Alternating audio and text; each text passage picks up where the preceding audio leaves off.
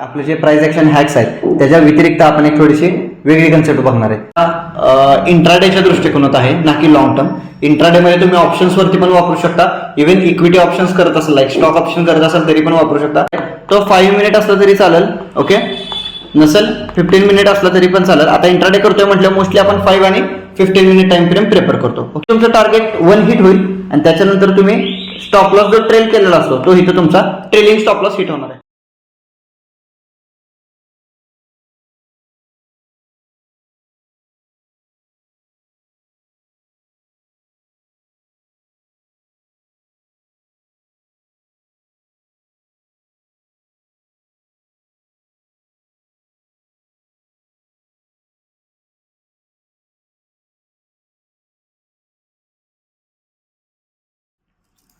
Good evening everyone, welcome back to our YouTube channel आणि मराठी उद्योजकमध्ये तुमचं पुन्हा एकदा नव्याने स्वागत आहे. आज आपण बघणार आहे थोडीशी वेगळी कन्सेप्ट आणि आपले जे प्राइस ॲक्शन हॅक्स आहेत त्याच्या व्यतिरिक्त आपण एक थोडीशी वेगळी कन्सेप्ट बघणार आहे, ती म्हणजे RSI. Okay, may be thumbnail बघून तुम्हाला कळालं असणार आहे. So RSI in the sense relative strength index. Okay, तर यामध्ये कशा पद्धतीने ट्रेड करतो किंवा ह्याचा उपयोग काय त्या बाबतीत आपण डिटेलमध्ये डिस्कशन करणार आहे. तर डिरेक्टली आपण आपल्या स्क्रीनवरती जाऊयात. मोस्टली हा जो इंडिकेटर आहे तो तुमच्या इंट्राडेच्या दृष्टिकोनात आहे ना की लॉंग टर्म. इंट्राडेमध्ये तुम्ही ऑप्शन्सवरती पण वापरू शकता, इव्हन इक्विटी ऑप्शन्स करत असाल, लाईक स्टॉक ऑप्शन करत असाल तरी पण वापरू शकता आणि प्युअर इक्विटी इंट्राडे जरी करत असाल तरी देखील तुम्ही वापरू शकता. सो आपण डिरेक्टली स्क्रीनवरती जाऊयात. तर आता स्क्रीनवरती जर आपण बघायला गेलं तर मोस्टली आपण शिकणार आहे तो म्हणजे RSI. So this will be relative strength index. Okay, relative strength index याचा काय फुल फॉर्म आहे. आता आपण चार्टवरती पण जाणार आहे, पण त्याआधी आपण थोडेसे डिटेलमध्ये याच्या गोष्टी बघूयात की रिलेटिव्ह स्ट्रेंथ इंडेक्स हा जो इंडिकेटर आहे, ओके, तर ह्या इंडिकेटरमध्ये आपल्याला 3 लेवल्स बघायला मिळतात मित्रांनो. 3 लेवल्स असतात. त्याच्यामध्ये वरची लेवल 70 असते, मध्ये 50 असते आणि शेवटची लेवल 30 असते.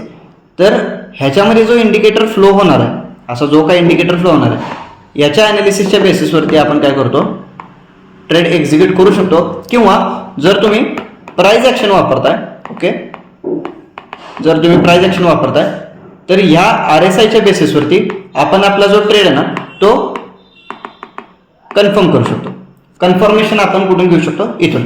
तर आपण काय करूयात, ट्रेडिंग व्ह्यूला जाऊयात. सो आता तुम्हाला तुमच्या डोळ्यासमोर ट्रेडिंग व्ह्यू दिसतंय. सो ट्रेडिंग व्ह्यूला कसं आपल्याला ऑब्झर्वेशन करायचं. आता मी ओपन केला आहे रिलायन्सचा स्टॉक. ओके, जनरली तुम्ही मार्केटमध्ये तुम्ही नॉर्मल कॅन्डलस्टिकच्या बेसिसवरती ट्रेड करता, जे की तुम्हाला आता दिसते. लाईक फॉर एक्झाम्पल तुम्ही 5 मिनिट करत असाल, 15 मिनिट करत असाल, लाईक फॉर एक्झाम्पल तुम्ही 1 आवर लागतंय. ओके, तर हा आपला स्टँडर्ड चार्ट आहे. तर काही बेसिक चेंजेस आपल्याला करून घ्यायचे आहेत, तुम्ही ते लक्षात घ्या. सगळ्यात पहिल्यांदा आपल्याला काय करायचं आहे, 1 सेकंड. ओके, सगळ्यात फॉरमोस्ट कन्सेप्ट किंवा सगळ्यात पहिल्यांदा आपल्याला काय करायचं आहे, आपलं जे इंडिकेटर अप्लाय करतोय तर त्यामध्ये आपल्याला कॅन्डलस्टिकचा जो प्रकार आहे तो आपल्याला काय करायचा आहे, हेकिन ॲशी करून घ्यायचा आहे. ओके, हेकिन ॲशी ही एक जॅपनीज कॅन्डलस्टिक आहे जी ॲव्हरेजिंगच्या बेसिसवरती वर्क होते. त्यानंतर तुम्ही जो टाइम फ्रेम यूज करणार आहे तो 5 मिनिट असला तरी चालेल, ओके, नसेल 15 मिनिट असला तरी पण चालेल. आता इंट्राडे करतोय म्हटलं मोस्टली आपण 5 आणि 15 मिनिट टाइम फ्रेम प्रेफर करतो. ओके, कॅन्डलस्टिक प्रकार आपण हेकिन ॲशी करून घेतला, टाइम फ्रेम 15 मिनिट करून घेतलेले आहे. आणि RSIचे जे सेटिंग्स आहेत, ओके, ते आपल्याला 70, 50 आणि 30 अशा पद्धतीने अप्लाय करायचे. मोस्ट ऑफ द टाइम हेच आपले डिफॉल्ट सेटिंग्स असतात. जर कोणाच्या ॲप्लिकेशनमध्ये चेंजेस येत असतील तर त्यांनी ज्या आता सेटिंग्स मी तुम्हाला दिले ते तुम्ही अप्लाय करा. ओके, सो चार्टवरती आपण बघून घेऊयात. ओके, चार्टवरती थोडेसे डिटेल्स बघा. सो हा स्टॉक आहे रिलायन्सचा. सगळ्यात पहिल्यांदा आपण काय करायचं आहे, आपण कॅन्डलस्टिकचा प्रकार बदलून काय करायचं आहे, हेकिन ॲशी नावाचा जो प्रकार आहे जो तुम्हाला आता चार्टवरती दिसतोय तो आपण काय करायचा आहे, अप्लाय करून घ्यायचा आहे. हे बघा, हे ब्ल्यू कलरमध्ये जे हायलाइट दिसतोय तो. ओके, तर मागचे जे कॅन्डलस्टिकचा प्रकार आहे तो आपण बदललेला बघायला मिळू शकतो. आता समजा परत एकदा मी तुम्हाला दाखवतो. हे आपले नॉर्मल कॅन्डलस्टिक, ओके, आणि हे आपले हेकिन ॲशी. Okay, so there is some kind of difference between both of them. आता इथं आपल्याला काय करावं लागणार आहे, आपला जो टाइम फ्रेम आहे ना तो इंट्राडेच्या दृष्टिकोनातून म्हणजेच 5 मिनिटचा आपण काय करणार आहे, टाइम फ्रेम इथे लावून घेणार आहे. तर 5 मिनिटचा एकदा आपण टाइम फ्रेम लावला तर कॅन्डलस्टिकचा थोडासा चार्ट थोडासा आपल्याला काय करावं लागणार आहे, रिसेट करावं लागणार आहे. तर आपण डबल क्लिक करून काय करूयात, रिसेट करून घेऊयात. आता नेक्स्ट थिंग, इथून व्हॉल्यूम आपण थोड्या वेळासाठी काढून टाकू. इंडिकेटर्समध्ये जायचं आहे, ओके, आणि RSI सर्च करायचं आहे. सो इथं तुम्हाला बघायला मिळतंय रिलेटिव्ह स्ट्रेंथ इंडेक्स हा जो ऑप्शन येतो का नाही, तो आपल्याला लावून घ्यायचा आहे. आणि प्लस ह्याच्या सेटिंगमध्ये जायचं आहे, हे RSI वरती क्लिक करायचं, ह्याच्या सेटिंगवरती जायचं, सेटिंगमध्ये जाऊन ओके स्टाईलमध्ये जायचं आणि इथे जो सेकंड नंबरचा ऑप्शन आहे मित्रांनो, RSI बेस्ड MA म्हणजे मुव्हिंग एव्हरेज, तो आपल्याला काय करायचा आहे, काढून टाकायचं. जर काढलं तर मागणं ती लाईन निघून जाते बघा, तुम्ही ऑब्झर्व करू शकता बॅक साईडला. ओके, तर आपल्याला ती लाईन काढून टाकायची, ओके करायची. ह्याच्या व्यतिरिक्त कसल्याही प्रकारची सेटिंग लावायची नाहीये. तुम्ही जर 1 सेकंड, ओके, हां, थोडंसं RSI वरती फोकस घेऊयात आपण. तुम्ही जर ह्याच्या सेटिंगमध्ये तुम्हाला जर 70, 50 आणि 30 जे आपण लावून घेतले ते जर बघायचं असेल तर इनपुट्समध्ये चेक करू शकताय तुम्ही, किंवा स्टाईलमध्ये, राईट.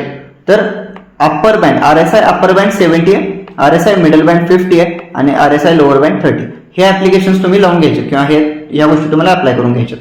तर आता ही जी लाईन तुम्हाला डोळ्यासमोर दिसते किंवा हे जे RSI तुम्हाला डोळ्यासमोर दिसतंय, ह्याच्यामध्ये 2 ऑब्झर्वेशन आहे. जर स्टॉक तुमचा खाली असेल, लाईक फॉर एक्झाम्पल त्या 30 लाईनच्या खाली, फॉर एक्झाम्पल मी तुम्हाला दाखवत होता, ओके, तर आता हे जे सेक्टर आहे तर ह्याला आपण काय म्हणायचं, किंवा हा जो सेक्शन आहे त्याला आपण काय म्हणायचं, ओव्हर सोल्ड सेक्शन. ओके, ह्याला पण आपण काय म्हणायचं, सेम ओव्हर सोल्ड. आणि जेव्हा लाईन RSI ची जी लाईन आहे ती 70 क्रॉस होईल वरच्या बाजूला, ह्याला आपण काय म्हणायचं, ओव्हर बॉट सेक्शन.